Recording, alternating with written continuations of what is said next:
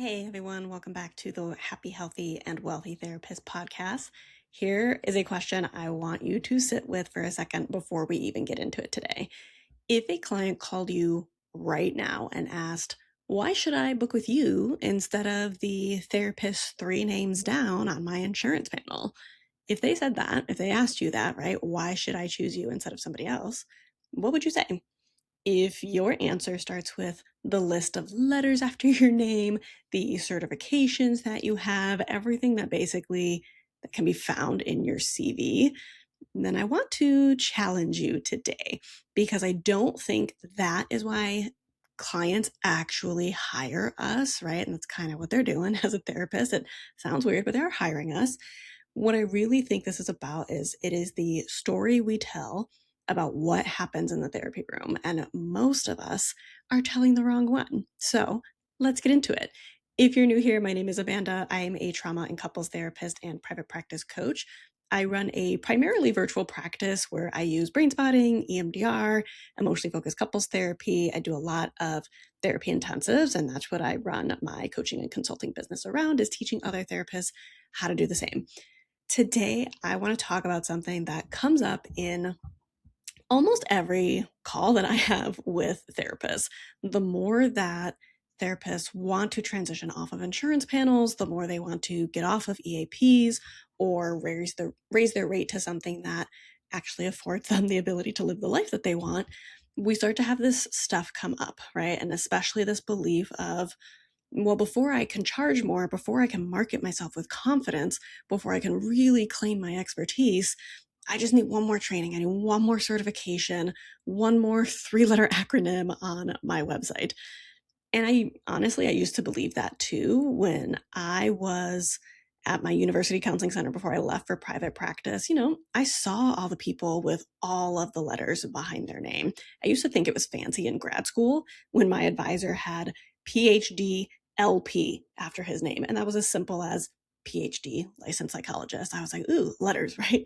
And then you start to get into more established into your work and you start to see people who are X certified, Y certified, something, you know, some kind of certification ultimately. And so many people I've seen, oh my gosh, have like 5 sets of these three-letter things after their name. But what I want to tell you is what actually happened in my practice. It changed my mind about this whole how many certifications and trainings that we need. So, again, here is the pattern. In my private practice, again, I am still very much active in my practice. I will never let it go. I love being a therapist. I just don't want to burn myself out as a therapist. So that's why I have this other business. So what happens is I get a consultation request, and the form that they fill out before the consultation usually says something like this: I'm looking for a brain spotting therapist, or I saw you're trained in EMDR and I heard it works fast. They usually find me because of my modality, right? That's the hook. That's what got them to click. That's a lot of search engine optimization strategy. People aren't usually looking for something that's like, we're all told market your niche, but people aren't usually searching for therapy for uh, emotional neglect as a child. Maybe they are, but they're not usually looking for therapy for in hyper independent, high achieving women. They might be looking for that, but they might not be typing for that. A lot of people, especially with the use of AI these days, are getting smarter in how they're searching for things. And so they're asking AI questions like, okay, well, if this hasn't worked for me before, or if this is what I'm struggling with, what type of therapy should I do? And that is where people are hearing about these fancy modalities like somatic experiencing and the Hakomi method and whatever it is. And so, yeah, that it should be a part of your marketing strategy is what are people looking for modality wise? And listen, I love brain spotting. I love EMDR. I love everything that I'm trained in. They are such powerful tools, and I do use them consistently, especially in my intensives. But here is the thing that nobody tells you before you spend thousands of dollars and hundreds of hours getting not just trained in them, but also certified in them and getting advanced consultation around them, is that a huge amount of what actually happens in the therapy room, including therapy intensives, with that client that you are meeting with, it is generally not the protocol. right? Yes, you are maybe doing some protocol of what you are trained in, especially if you're doing things like ART or even cognitive processing therapy. But primarily, the thing you are offering in a therapy intensive specifically is your presence, right? So think about it like this. If you have someone looking for you, I have, again, all these clients who they don't specifically seek me out for therapy intensives, but they land on my website looking for a modality. And then on that page that talks about that modality, I'm talking about why a therapy intensive might be a good fit for them. So clients do find me because someone says, you should look at this thing. This specific type of modality will help you with this specific thing. And so clients reach out for a consultation, clients move forward with a therapy intensive, and sometimes they really do think, okay, we're going to do 3 hours of EMDR, for example. Like, what does this actually look like? And I've had to work a lot on how I have conversations around expectations for these clients, because if someone comes in looking for a quick fix, if someone looks to come in and say, well, I'm going to just like do some eye movements, or I'm just going to stare at your little pointer if we're doing brain spotting and we'll walk out fixed, I don't want to give everyone this, not false hope, but I'm not giving out guarantees, right? I always say, even in my marketing, you could change, your life could change. This could be the fast track, but I don't guarantee outcomes. So a lot of people do think, okay, like 3 hours in one day or 6 hours in one day of EMDR or brain spotting or even IFS work, like that must be exhausting.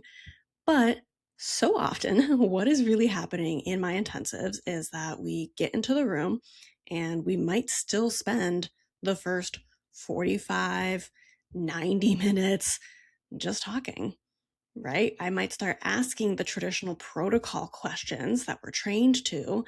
And as much as someone thinks they want to do a modality, they're actually just starting to notice what they really need is safety, right? They may not have gotten enough safety in the 45-minute model to slow down and share more parts of their story. And once someone does feel safe, once they start sharing more of their story, once we get really clear on what is going on, then the processing itself, sometimes I'm doing like 40 minutes of brain spotting or EMDR with someone. And the rest of the day in the intensive, the rest of like even like the next day with the intensive, yes, we might still do some more protocol work, but a lot of it is relational work. It's attunement. It's me tracking a client's nervous system, slowing down when they need to be slowed down, being warm and present and human with them in a way that have nothing to do with anything I'm trained in. I'm not certified in EMDR. I think I'm up for renewal of my certification in brain spotting. I honestly need to check it out, but I don't know. But I'm not out here actively trying to pursue a bunch of different certifications, because more and more what I'm seeing is, yes, that might be a reason people reach out, but that's not actually what they're always looking for or needing. They are kind of using these modalities in your marketing as signals of, can I trust you? Can I be safe with you? Right? All of these different things that you are getting trained in, you're considering getting certified in, everything that you've spent years learning how to do. Like, yeah, you've also spent longer than that learning how to sit with another person's pain and actually hold that and actually be present with it and be as comfortable as you can that day. And yes, in the intensives, a lot of people do appreciate the protocols, but they also really appreciate the fact that someone was willing to spend multiple hours in one day with them. The number of people who come in for therapeutic work, and especially in this intensive format, because they feel so alone, they feel so unseen, they see so unsupported, and just to know that for one day, someone can sit with them, someone is not bothered by their pain, someone wants to support them, that is actually really huge with them. And so for the therapist who is thinking, I have to get certified in XYZ, I have to get another training, maybe if I get EMDR trained, that'll get me more clients. Right? I could tell you versions of all of my intensive client stories, obviously in like a HIPAA compliant, anonymous way. I could probably do that for a long, long, long time. But again, they typically come in the door, perhaps for the modality, but they are leaving because of a relationship that I'm building, because of the way that I'm marketing how they can trust me. What are those signals of trust? How do I show up in the consultation appointment, in the intake appointment? And I think ultimately at the end of the day, we know that, right? Everyone who has gone through the research class in grad school where they talk about what is ultimately the biggest driver of change, it is the therapeutic relationship. So we need to remember that at the end of the day when we're considering, yes, I want to move from insurance to private pay. Yes, I want to move from a 125 rate to a $200 rate. You might get booked because of the modality on your website. But what actually creates the transformation, what actually gets you to get a client who refers their sister, their coworker, whoever it is the deeply humanistic, person-centered work underneath it.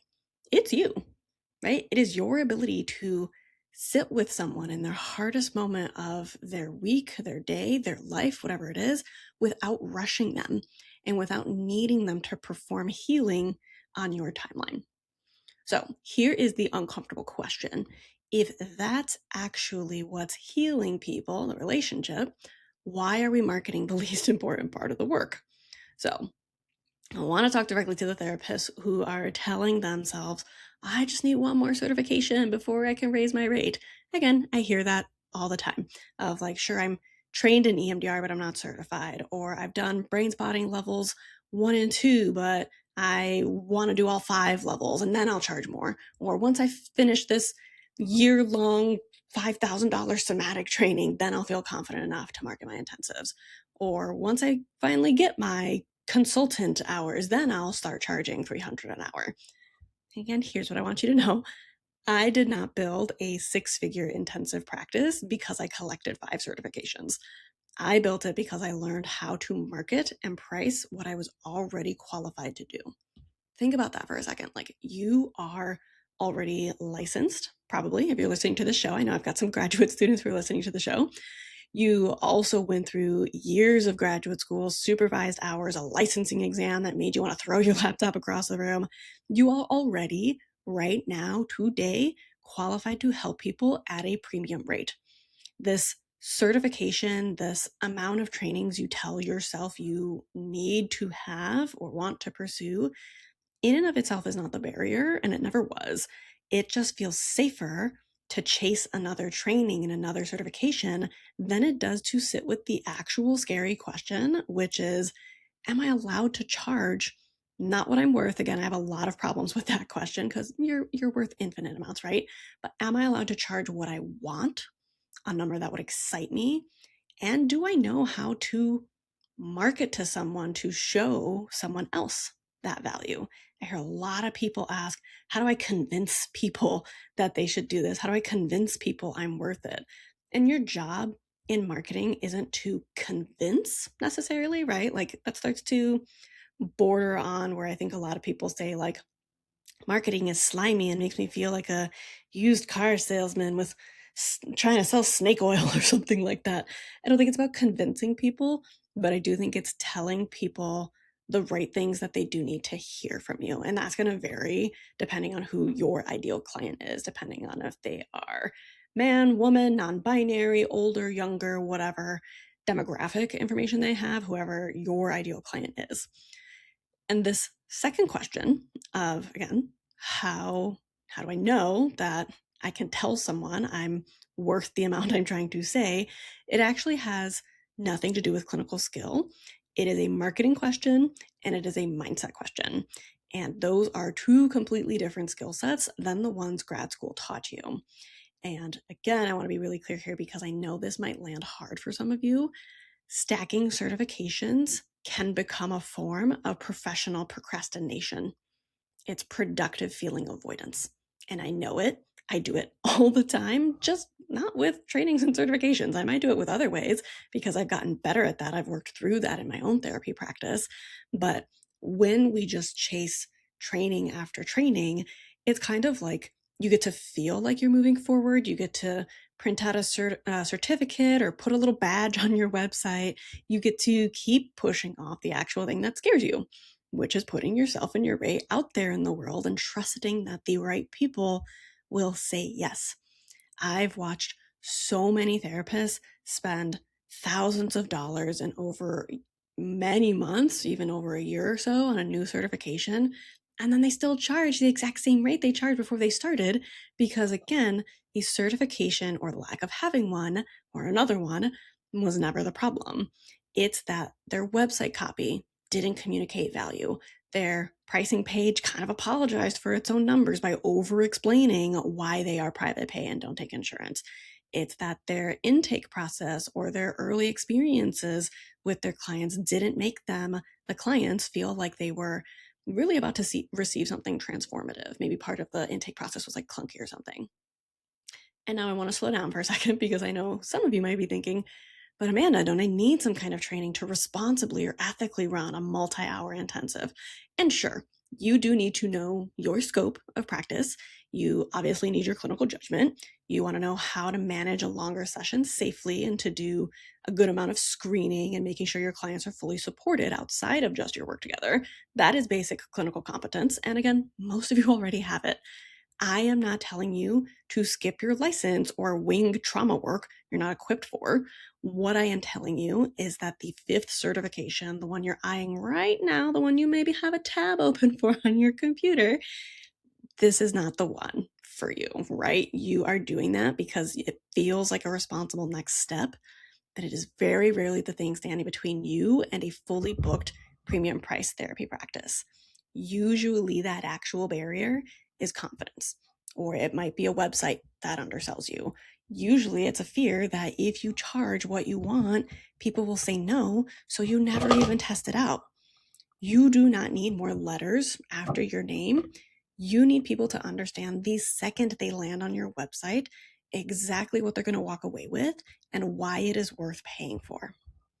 So, if it's not the certifications, what is it? Well, that is where therapy intensives come in. And I want to be honest about why I think they work so well, because it's not just the extended time block, it is the positioning of intensives. Weekly 50-minute therapy, more or less can feel like a hard sell right now. Not because it doesn't work, it absolutely can. We know that. I still love weekly work because it serves a different purpose, but it is a crowded market, right? The 45-minute sessions that in theory we should be shooting for, that's what insurance panels push, and it is genuinely difficult to differentiate yourself when everyone else is offering the same 50-minute Tuesday slot, right? An intensive, on the other hand, lets you package the exact same clinical skill, the exact same humanistic, attuned, relational presence we just talked about into something that sounds and feels different. It sounds like a retreat or a deep dive. It sounds like the thing that people have been actually craving, which is uninterrupted focused time with someone who's fully there with them instead of 15 minutes of reorienting every single week before you even get back to where you left off, right? Do you even remember the doorknob confessions that some of your clients give you? Or is it like, oh shit, what did we just talk about what did we talk about last time? There was all these topics we covered. But here's what I really mean when I think about if we want to, have our services sell better, if we really want to promote our practice broadly, not just our therapy intensives, but like therapy intensives are kind of a sexier way to market what you already do. Right? And here's what I mean by sexier. And I don't say that word to like be flippant or anything, but I mean it in the sense of desirable, aspirational, and worth telling a friend about. Nobody posts on Instagram or wherever people are posting these days, Reddit, about like, oh, I had a great 50-minute session today, but I did a 3-hour intensive that completely changed how I think about things or really helped me and kind of, in some ways, might have changed my life. That is a story people will tell. That is a story people share. It's positioning that does your marketing for you because the format itself signals value before you've said a single word about your credentials. And here's the part that connects back to everything I just said about certifications. The reason my therapy clients say yes to a $1,500 intensive isn't because of the all the modalities I have listed on my website and my credentials on my About page. It's because my website, my intake process, my consult call, all of it told a clear, confident story about what they get and why it matters. That is marketing. That is positioning. That is you finally believing your own value enough to say it out loud without guilt or shame or a caveat or anything like that. I did not book my first $2,700 2-day couples therapy intensive because I just finished another certification. I booked it because I sat down and I figured out exactly how to describe clearly and confidently, without the use of AI, exactly what a focused weekend with me could do for someone if they felt stuck. The modality was already there, the skill was already there. What was missing was the story.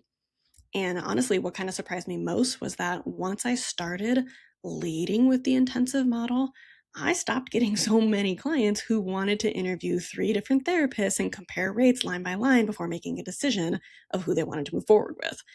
People who book a therapy intensive have usually already decided the pace of weekly sessions isn't working for them. They are not comparing you to the therapist down the street offering 50 minutes or less. They are comparing you to the version of themselves who's been stuck for 6 months, a year, sometimes a decade or more. And that is a completely different sales conversation.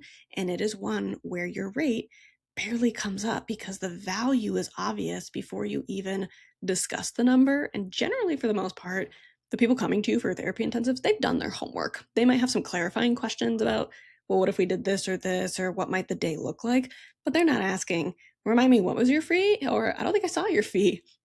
And this is honestly where the humanistic piece and the marketing piece meet, because the promise of an intensive, this uninterrupted time, this full presence, someone who isn't clock watching or rushing you back out the door in 50 minutes, that promise only works if you can actually deliver it.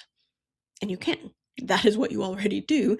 You just haven't had permission or the language to say it out loud as a selling point instead of an unassumed, like this assumed baseline, right? You've assumed like this is the normal, this is what we're doing. You feel like you haven't had a way to discuss, hey, there's alternatives here, right? We could do this differently.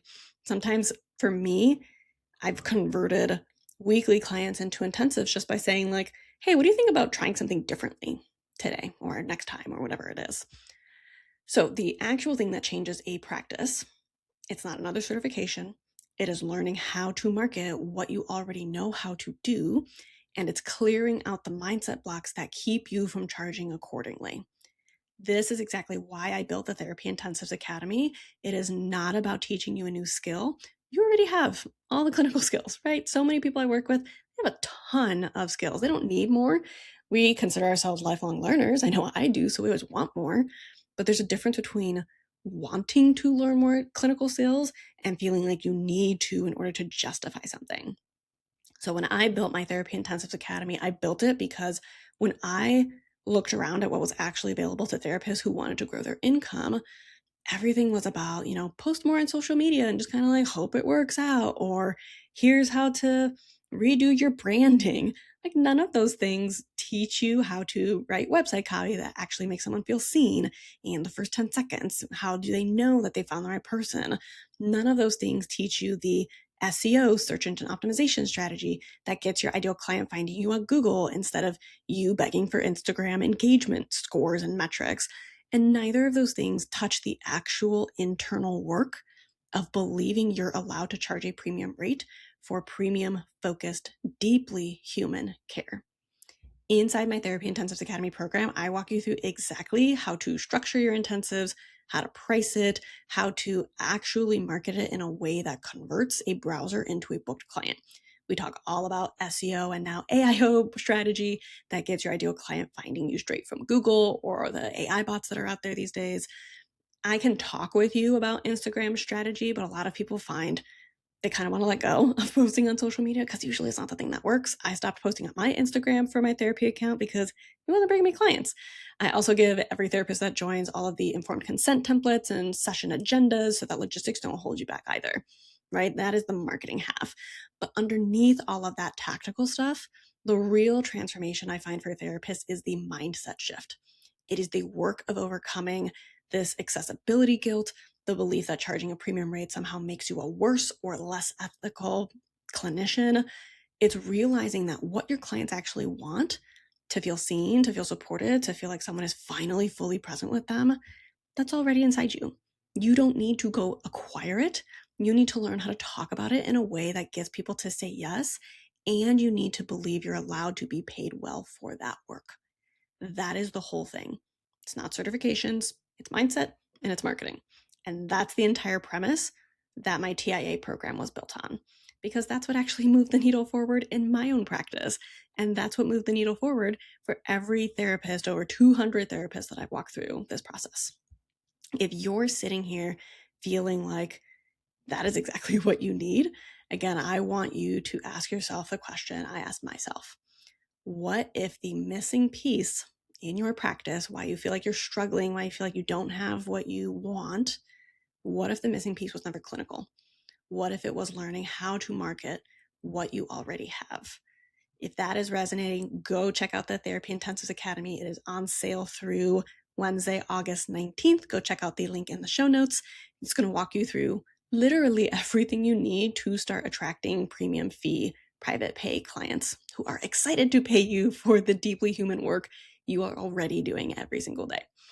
Again, as a reminder, you are already qualified. You already know how to sit with someone in their hardest moments and help them feel less alone in it. That is not at all a piece that you are lacking in right now.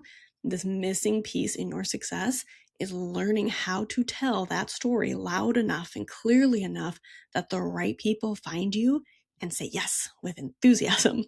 So before you sign up for one more clinical training this year, ask yourself honestly, is this going to change how I help people? Or is it going to change how confidently I talk about how I already help people? If it is the second one, the training isn't what you need, a different story is. Thanks so much for being here today and listening in. I hope that this was helpful for you, and I will see you on the next episode.